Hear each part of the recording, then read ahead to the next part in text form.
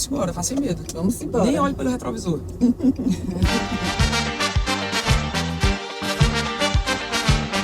Eu sou fissurado em creche. A gente tá construindo 250 em Pernambuco. Que maravilha, né? É extraordinário. É. Essa semana eu visitei 3. Visitou 3. Eu visitei uma Inês Andreasa. Tá quase pronta. A gente inaugurou em Dentro do- setembro. dentro Dentro Que coladinho, maravilha! coladinho na escola nossa que a gente tem lá.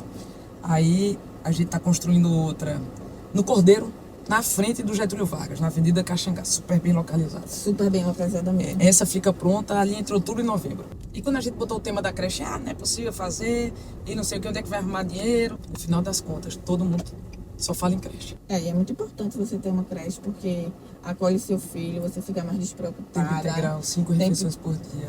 Isso. A gente está construindo a creche e a gente entrega ela para o município com toda pronta, mobiliada. Agora é uma creche incrível. Não é papel direto da governadora, certo? Certo. Mas a gente precisa de muita, porque a gente tem a pior cobertura do Nordeste.